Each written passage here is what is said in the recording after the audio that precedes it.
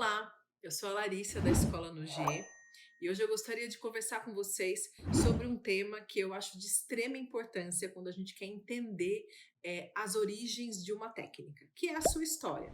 Você sabia que a história da auriculoterapia é intrinsecamente ligada com a história da medicina, principalmente relacionada aos aspectos das cauterizações? Isso foi descoberto até que relativamente recentemente, através do próprio Dr. Rafael Nogier, quando ele começou a ler um livro antigo, um livro de 1800 e alguma coisa.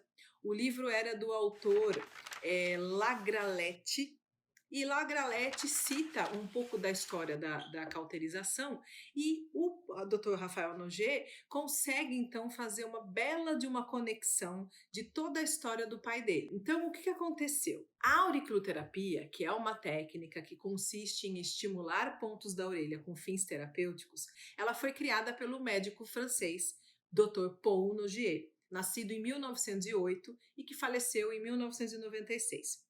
Dr. Paul Nogier, ele foi o inventor e o promotor da técnica, mas sabe-se que as raízes dessa técnica remontam às antigas partes da história da medicina. Como é que isso aconteceu? Na verdade, desde Hipócrates, sabia-se que existia uma recomendação de cauterização.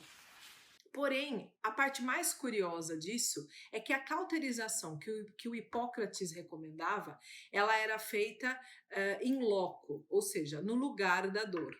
Mas era super importante. O Hipócrates colocava as cauterizações em alto nível terapêutico. Ele dizia em um de seus aforismos que as doenças que não eram curáveis pela medicina seriam pela cirurgia. As que não eram curáveis por cirurgia seriam pelo fogo, ou seja, pela cauterização.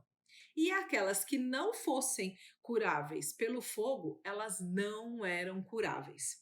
Então, Hipócrates colocava a cauterização no topo da escala terapêutica. E aí isso era ensinado então para médicos de maneira tradicional. Isso foi sendo passado então dessa maneira e alguns relatos chegaram até os dias de hoje. Por exemplo, na Idade Média, no século X, em Cordoue, na Espanha muçulmana, existia um médico que é muito referido até os dias de hoje, que é o Abulcasis. Abulcasis utilizava muito a cauterização. No século XVI, Ambroise Paré também usava muito a cauterização, principalmente para fins de contenção de hemorragias. No século XIX, nós encontramos vários relatos de médicos realizando cauterização por todo o Mediterrâneo. E tem o famoso Dr. Percy, o cirurgião de Napoleão Bonaparte, que usava a cauterização em pleno campo de batalha. Então, as indicações das cauterizações eram para hemostase, para limpeza de feridas e principalmente para tratamento de abscessos e de dores. Porém, nos casos de dores, a cauterização acontecia no lugar onde estava doendo. Muito bem, então o que isso tudo tem a ver com a auriculoterapia? Bom, vários autores descreveram os procedimentos de cauterização para tratar dores ciáticas. Existiam várias técnicas, né? Segundo Cotugno, no século VII, existia um médico chamado Paul de Gigne, que tinha uma grande experiência no tratamento de cauterização e que ele recomendava para a ciática cauterizar um ponto situado acima do tornozelo. Já um outro médico chamado Jean Zekius, ele também indicava a cauterização para dores ciáticas e ele recomendava, né, que ela fosse feita acima do joelho, na parte externa do mesmo lado da dor ciática. Então, se a dor ciática era pela perna direita, fazia-se no lado externo do joelho direito. Cauterizava-se sempre no lugar da dor, com algumas exceções. E as exceções eram para dores da face, do crânio e dores de dente, que normalmente fazia-se, então, se a gente for imaginar, né, se era para cauterizar no lugar da dor, ficava um pouco difícil você cauterizar o próprio crânio da pessoa, ou a bochecha da pessoa, ou mesmo a mandíbula, ia ficar marcado o rosto da pessoa com ferro, né? Com ferro em brasa. Então, onde que se fazia a cauterização nesses casos, que era a exceção? Fazia-se no lugar mais próximo dessa região, que era a orelha. Então, o que que aconteceu? O próprio Valsalva, que é um médico bastante reconhecido, principalmente pelos seus trabalhos de anatomia, né? Ele descreve nas suas dissecações que ele encontrou muitas queimaduras, principalmente atrás da orelha dos corpos, né? Que ele dissecou. E aí, mais próximo da nossa época, a gente tem no livro Pyrotechnie chirurgicale pratique, publicado em 1811 por Pierre-François Pessis, né? Ele descreveu então como cauterizar o antitrago, que é uma parte específica da orelha, para casos de dores dentárias. E a gente tem também um outro relato já de um artigo médico de Rouy, que escreveu no Jornal de Medicina e Chirurgie Pratique de 1851.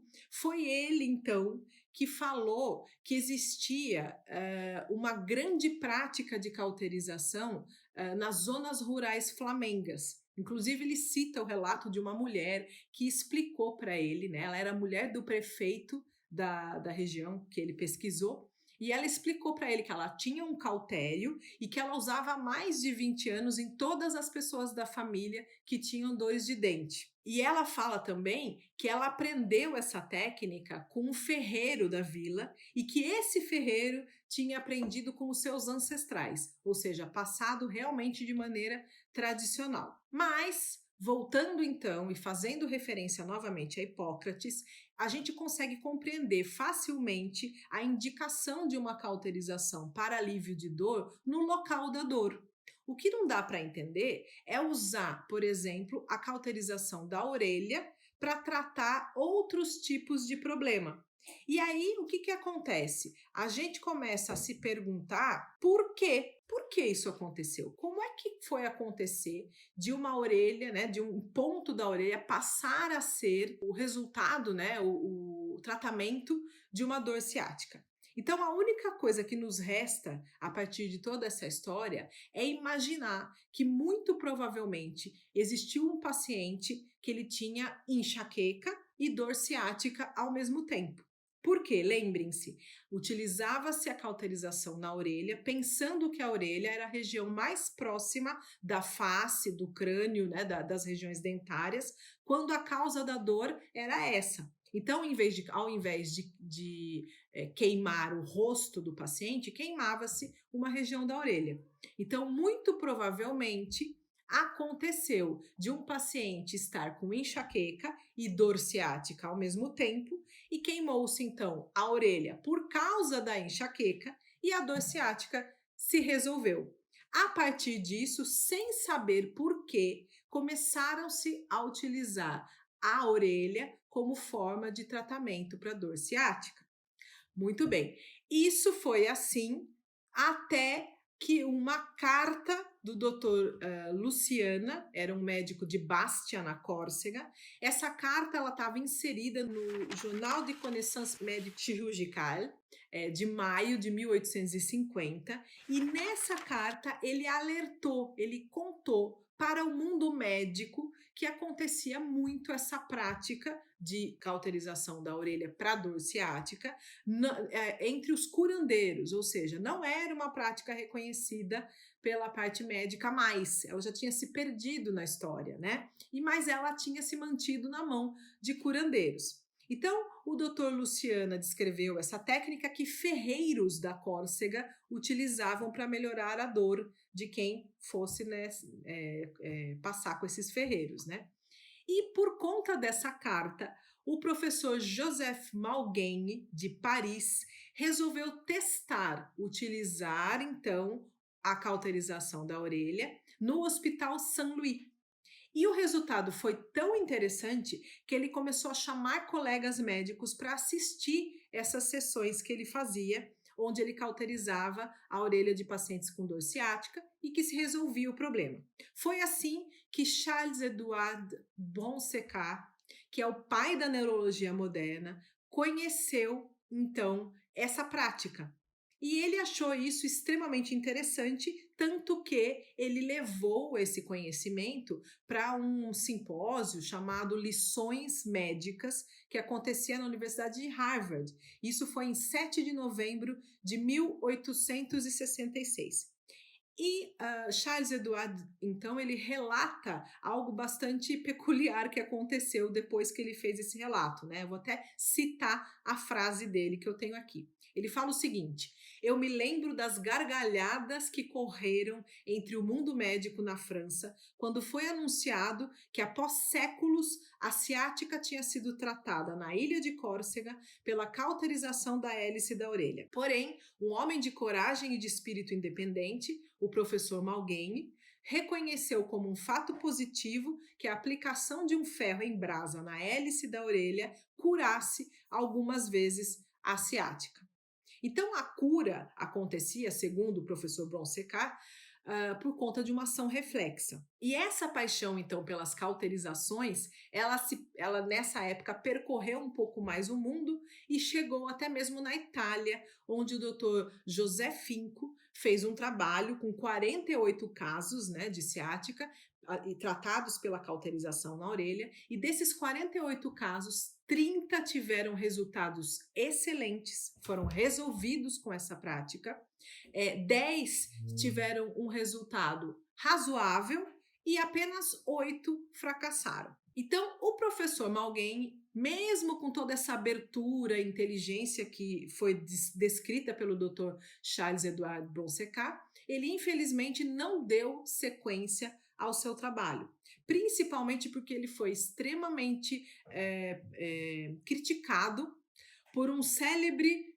professor e bastante influente da época, chamado do professor Duchenne Bologne. Então, Duchenne Bologne, ele expressou abertamente as suas reservas com relação a essa técnica médica, né? E essas publicações, então, elas se calaram até um século depois, 1951 especificamente.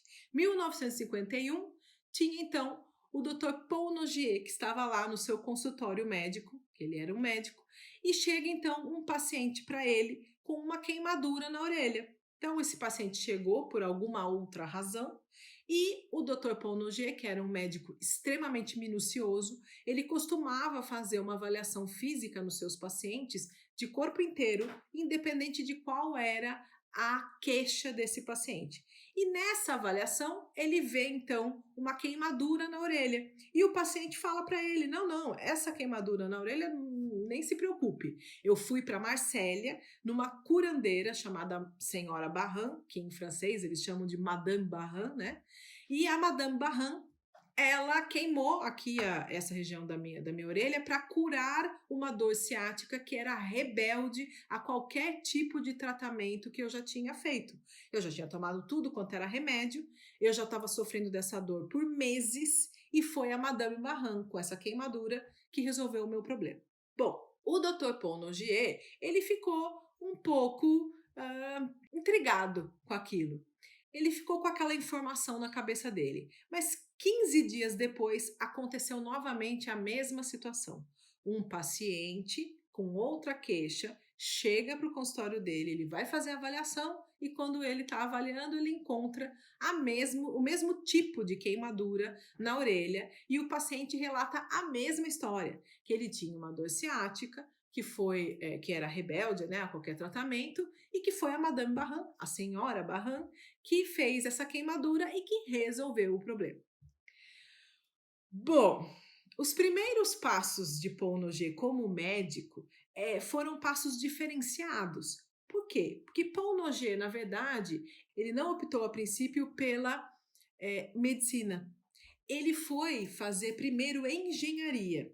Ele foi estudar numa faculdade bastante conhecida em Lyon, chamada École de Lyon. Paul Nogier, ele não optou pela medicina a princípio, ele optou por fazer engenharia. Apesar dele ser filho de médico, neto de médico, e que supostamente a gente suporia que ele iria escolher a profissão de medicina, Não, ele escolheu a princípio a profissão de engenharia. Então, ele estudou engenharia e quando ele estava finalizando a faculdade, tem um fato bastante interessante da história dele, que ele teve uma certa doença, alguma doença que debilitou bastante ele, mas que não era grave, né? Não trouxe nenhuma sequela, mas deixou ele debilitado durante uns 2 ou 3 meses, né? E nesse período ele percebeu a importância da profissão que o pai dele tinha, né? Ele foi cuidado, muito provavelmente, por profissionais conhecidos do pai dele, ou que ele até mesmo conhecia. E aí ele sentiu a necessidade, então, de estudar, de seguir, né, esse legado que a família dele tinha. Mas ele era um engenheiro que fez uma faculdade de medicina. Então, o que acontece? Na época do Dr. Paul Nogier, a medicina ela girava em torno de buscas químicas para resolver os problemas dos pacientes. Ou seja, buscava-se as moléculas anti alguma coisa, antibiótico, anti-inflamatório. Porém, o Dr. Paul Nogier, ele sabia, ele tinha a sensação, né, até porque ele estudou engenharia, de que faltava conceitos da física nos conceitos da medicina, né? Então, para ele pensava que os sintomas e as doenças, antes de tudo, era a expressão de um mau funcionamento do organismo. Então, dessa forma, ele pensava que antes de atacar os sintomas, tinha que se entender o porquê que aquele sintoma se originou. Era bastante parecida com a linha de um outro médico bastante conhecido em Lyon, e bastante conhecido dentro da história da medicina, que era o Dr. Claude Bernard. Então, Claude Bernard também pensava e também acreditava, né, na importância do sistema nervoso funcional, ou seja, do sistema nervoso neurovegetativo na aparição das doenças orgânicas.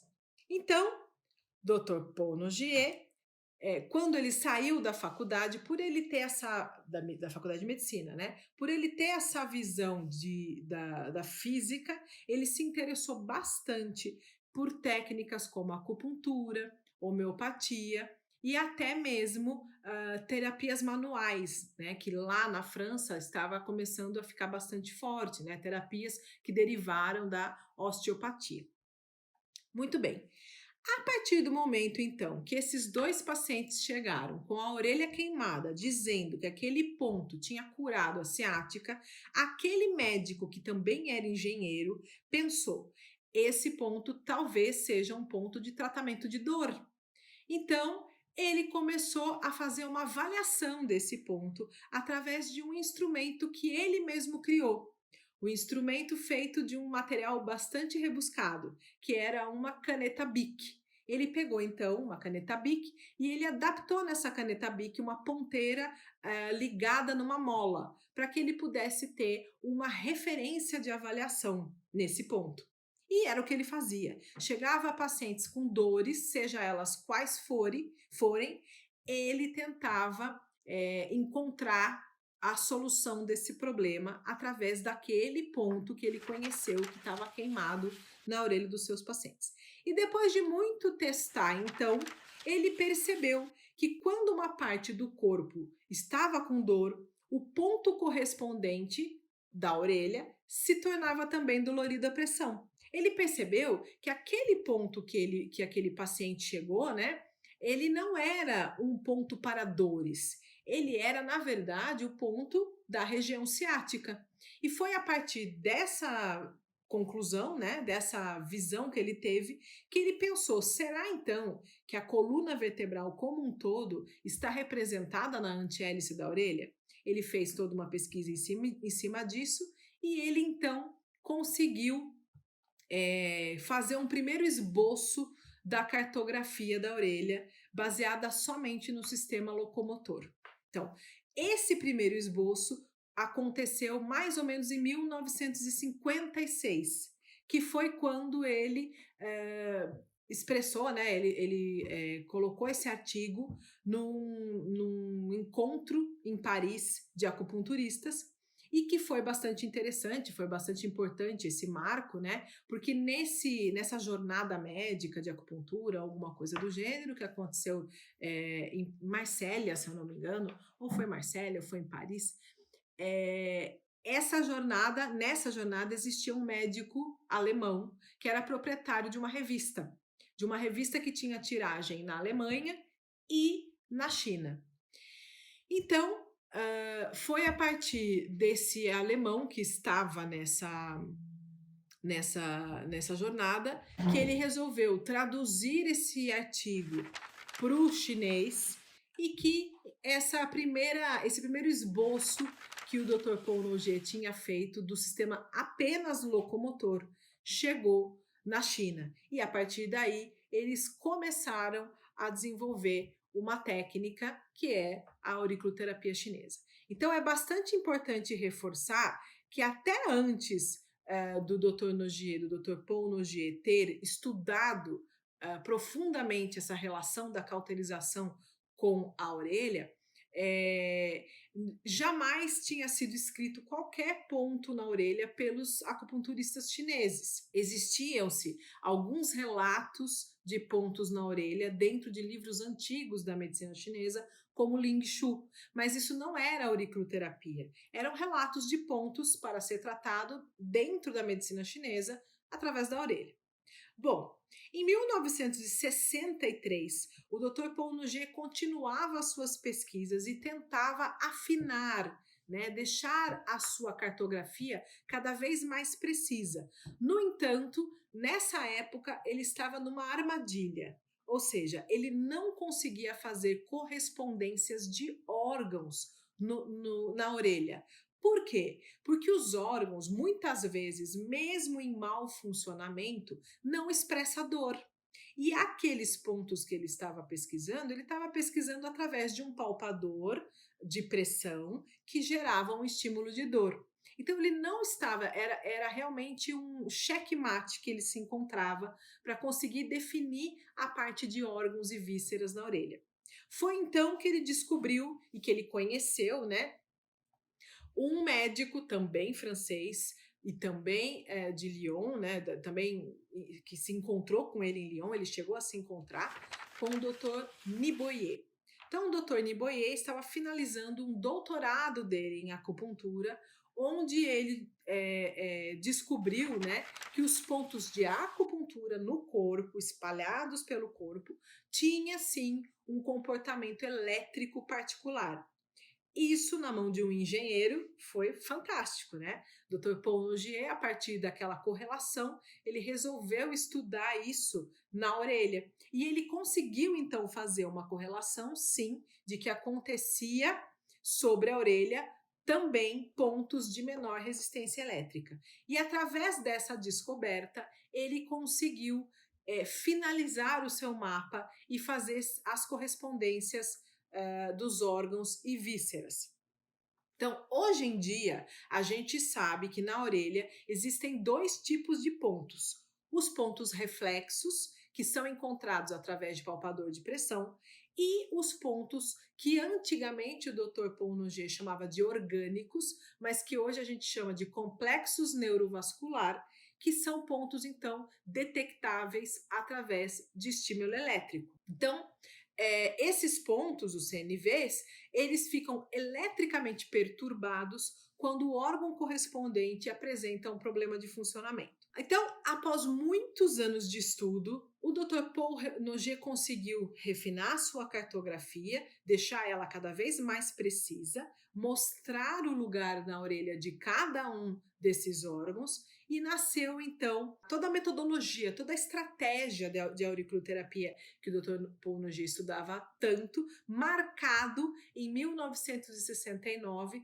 por um livro que ele escreveu chamado o Le Traité d'auriculothérapie, que infelizmente não tem tradução para o português e até mesmo hoje ele já não tem tiragem na França, ele está fora de edição, né? É um livro bastante antigo, mas que foi um marco também na história da auriculoterapia. Isso nós estávamos falando de 1969 e Dr. Paul Noguet continuava os seus estudos até que num momento ele descobriu, né? Isso foi mais ou menos em 1966, um pouco antes do livro, né? Ele descobriu um novo fenômeno que ele deu o nome de RAC, ou reflexo aurículo cardíaco. Então, com esse reflexo, ele constata que uma pressão exercida em certos pontos da orelha deformava momentaneamente o pulso radial. Então, o ritmo das pulsações cardíacas não variavam, não era algo que alterava o batimento cardíaco. Isso não acontecia e não acontece no pulso radial.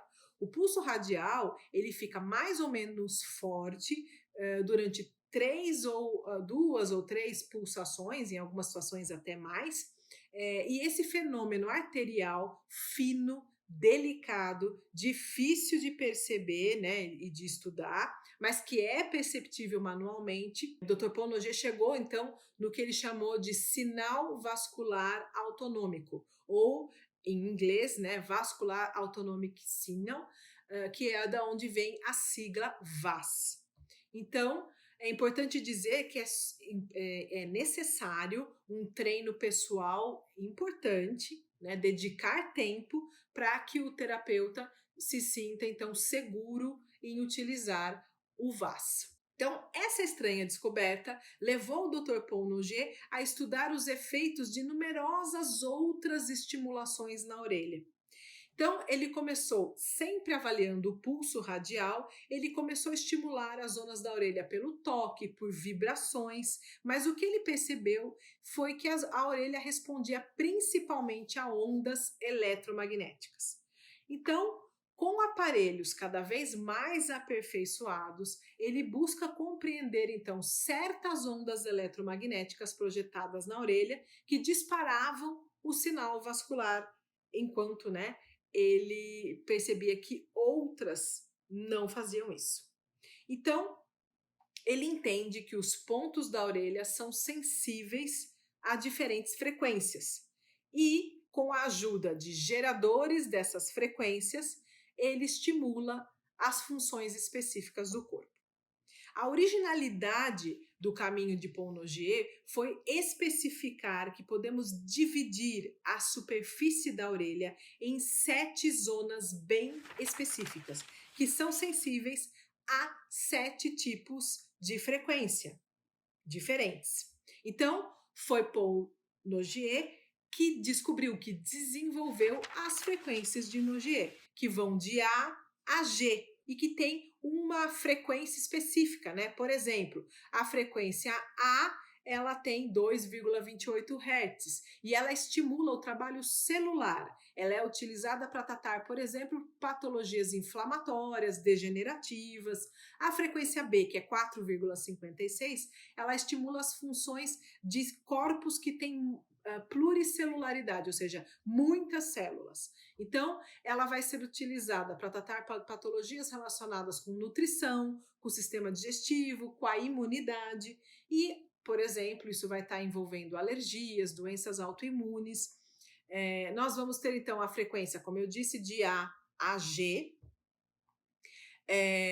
cada uma com a sua especificidade, e hoje em dia, depois do trabalho do Dr. Rafael Noguet, filho do Dr. Paul Noguet, em 2012, ainda continuando as pesquisas, que continuam até os dias de hoje, ele descobriu uma outra frequência, a 8ª frequência, que é a frequência L. Então, a frequência L, ela trabalha com problemas de lateralidade. Ela vai ser útil, por exemplo, em situações de dislexia, distorgrafia, descalculia, gagueira e outras situações, então, que envolvem as questões de lateralidade. Então, durante muitos anos, o Dr. Paul Noguet realizou trabalhos sobre este assunto, rodeado de uma equipe de médicos, alunos dele, né?